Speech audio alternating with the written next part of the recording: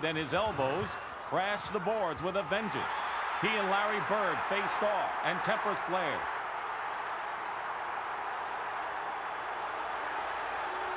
The Lakers' cool was blown. Instead of setting the tone, they found themselves retaliating, and their well-honed concentration was disrupted.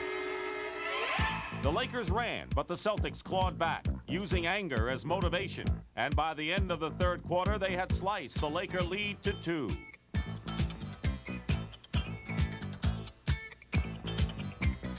Dennis Johnson was key in the resurgence, and the Celtics crashed the board. Robert Parish, who had been outplayed all series, emerged from his shell and began to make his presence felt. The game was tight the whole fourth quarter, but the physical pounding paid off for Boston. When after scoring 32 points, Kareem Abdul-Jabbar fouled out. The Lakers led by 2, and Larry Bird's 2 free throws tied the game with 16 seconds left to play.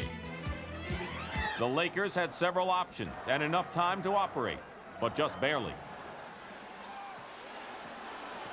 With Kareem gone, Magic dribbled down and looked for Worthy. Magic with 7, with 6. Magic takes the ball and they throw. Magic throws it away. Look at this. 3 seconds. Intercepted by Parish. Magic threw it right to Parish. Again, Magic seemed unnerved.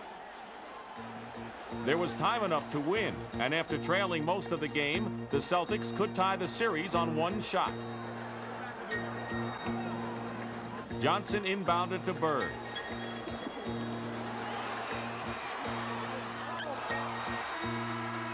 McHale's shot would have counted. But the game was tied. The Celtics had picked themselves up, and once again, it was into overtime. The Lakers took a small lead, then lost it, and with under a minute left, the Lakers broke for the basket. But it was called back, and instead of a 3-on-1 fast break and almost certain score, Magic Johnson had to go to the line for 2. He missed them both. In the Boston huddle, the word was for Bird. Maxwell looking. Bird rotates in.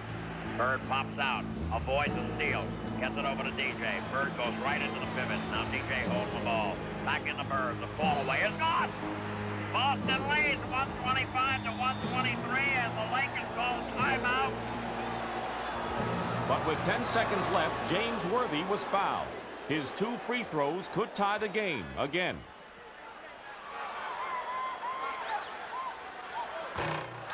He missed the first, and the LA fans could feel the game slipping away.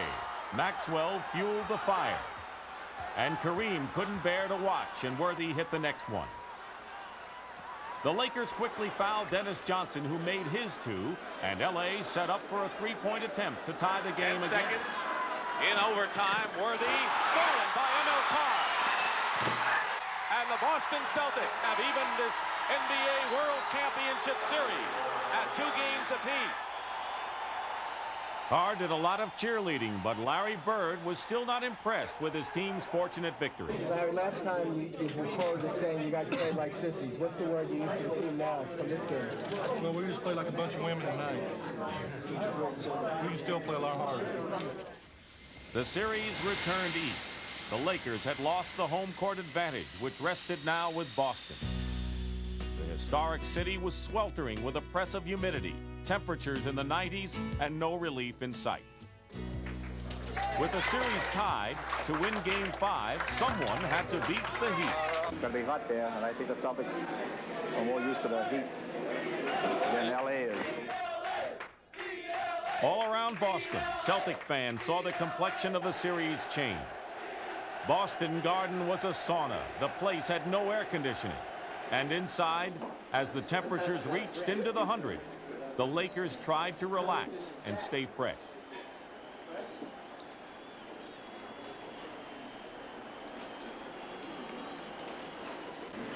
The Celtics had turned the series around. The question was, could they keep the heat on?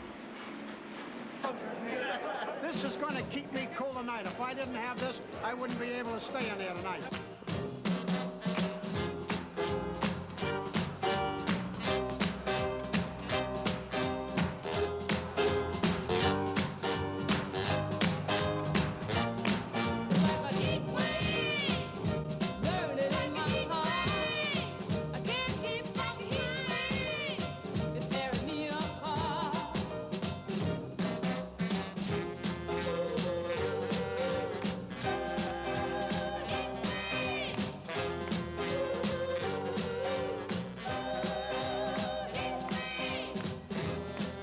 Dennis Johnson maintained his cool.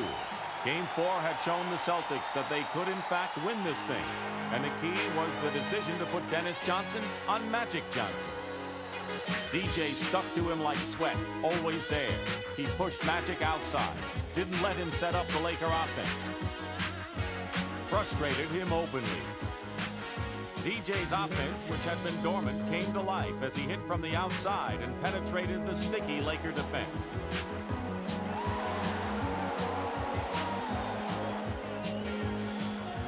The veteran warmed to the task, and after leading by only 2 at halftime, the Celtics began to pull away. But the guy who really buried the Lakers was Larry Bird. Having criticized his teammates, the Celtic captain took it upon himself to lead them. Moving without the ball, hitting from all over the court, bustling for position underneath. He played a brilliant all-round game. Casey Jones loved his competitive fire. Larry Bird, he's a coal miner. He gets up every morning and goes down in the coal mines and gets down in the dirt and works. He just went to the boards and went in low, got the offensive boards, and put the ball on the hoop. Shoot it! Shoot it! Shoot it! All his shots began to fall, and as the Lakers seemed to wilt in the heat, the Celtics grew stronger. Bird had an extraordinary game, scoring 34 points on 15 of 20 from the field and grabbing 17 rebounds. The Lakers were beaten soundly. They seemed unnerved, unable to respond. The Celtics smoked LA 121-103. You have to give both teams tremendous credit for playing a 48-minute steam bath. It seems as though they held up a little better than we did. The man who made the difference tonight was Mr. Bird. Dennis Johnson was modest and sly about what he'd done on defense. I did nothing. Was I on Magic? Larry Bird led his team west with a chance to win it all in LA. Time was running out for the Lakers. Their overwhelming confidence was gone. And although they felt they had the better team on paper and in concept, they had to prepare themselves for serious combat. Lose this, and it was over.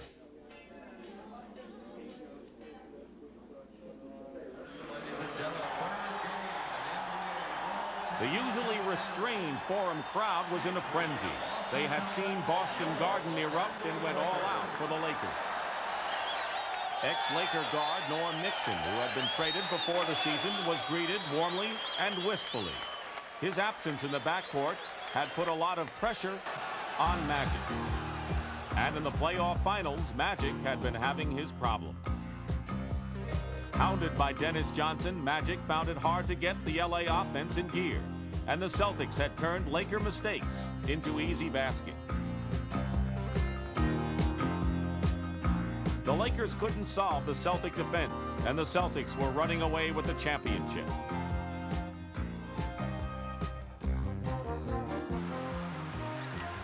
The Lakers were frustrated and looking for revenge. James Worthy decked Cedric Maxwell, perhaps in retaliation, perhaps to psych his teammates. But late in the third period, the Celtics were in command, and Laker coach Pat Riley was struggling to come up with a solution. I groped right for the right player. I groped for Byron Scott. And old Scotty came in, and He's the one that really was the catalyst at turning the whole thing around for us. The rookie guard who had arrived in the Norm Nixon trade hit from the outside when Kareem was double-teamed. With the crowd in an uproar, he snaked a key steal and put in a sweet dipsy doodle of his own.